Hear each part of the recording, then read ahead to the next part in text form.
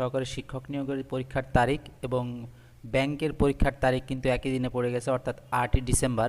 তো এই পরীক্ষা হবে কিনা 8ই ডিসেম্বর তারিখে বা পরিবর্তন হবে কিনা এই বিষয়ে দুইটা তথ্য শেয়ার করব। তো দেখেন এখানে লেখা আছে যে মানে প্রাথমিক শিক্ষা অধিদপ্তরের একজন ঊর্ধ্বতন কর্মকর্তা নাম প্রকাশ না করার শর্তে প্রথম আলোকে বলেন যে প্রাথমিক বিদ্যালয়ের সহকারী শিক্ষক পদের প্রথম পর্বের পরীক্ষা ইতোমধ্যেই 2বার পিছানো হয়েছে। 8 ডিসেম্বর পরীক্ষার জন্য আমাদের সব প্রস্তুতি শেষ পর্যায়ে, আমাদের পক্ষে এ পরীক্ষা পেছানো সম্ভব নয়। তো এইটা বলছেন হচ্ছে প্রাথমিক শিক্ষা অধিদপ্তরের একজন ঊর্ধ্বতন কর্মকর্তা। এখন আমরা যদি দেখি যে সিনিয়র তথ্য অফিসার স্যার তিনি তার ফেসবুক পেজে কি বলেছেন। তো উনি গত 2 দিন আগে একটা ফেসবুকে পোস্ট করেছিলেন এবং ওই পোস্টে একজন কমেন্ট করেছিলেন যে স্যার আমরা কি আশা করতে পারি যে 8ই ডিসেম্বর প্রাথমিকের প্রথম ধাপের পরীক্ষা হবে। তো উনি দেখেন কি বলছে যে আমরা আশা করতে পারি এই পরীক্ষা 8ই ডিসেম্বর তারিখে কিন্তু অনুষ্ঠিত হয়ে যেতে পারে। তো এখান থেকে কিন্তু আমরা একটা আইডিয়া করতেই পারি যে প্রথম ধাপের যে পরীক্ষাটা এটা কিন্তু 8ই ডিসেম্বর তারিখে হয়ে যেতে পারে, খুব বেশি বড় ধরনের সমস্যা না হলে। যদিও এই যে ব্যাংকের যে পরীক্ষাটা, এই পরীক্ষাটা স্থগিতের জন্য কিন্তু পরীক্ষার্থীরা আসলে স্মারকলিপি দিচ্ছে। যদি কোনোভাবে ওইটা স্থগিত করে তাহলে তো এটা পিছানোর কোনো সম্ভাবনা নেই।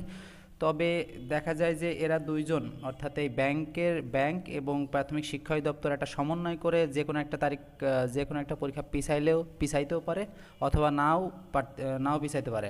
তো খুব সম্ভবত না পিছানোর সম্ভাবনাই বেশি, দুইটা পরীক্ষা একসাথে হয়ে যেতে পারে।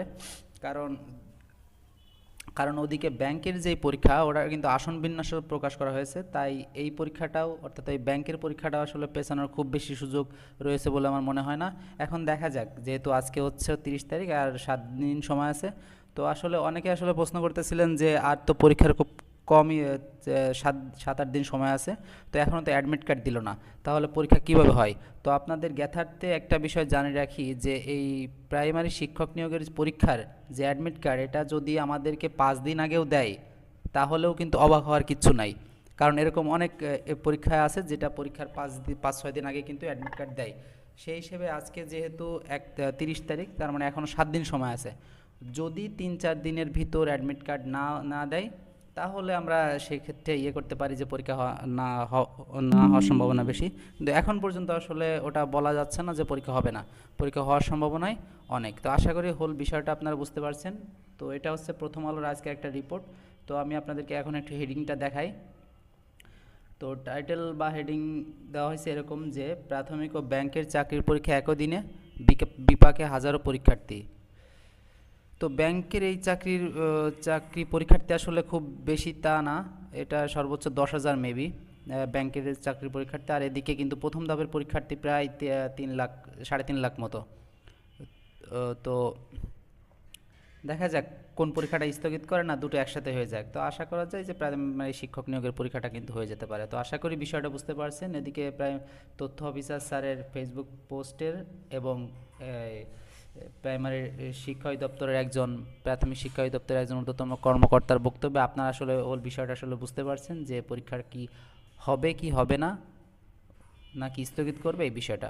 তো সকল আপডেট আমরা পাওয়ার সাথে সাথে আসলে আপনাদেরকে জানানোর চেষ্টা করব।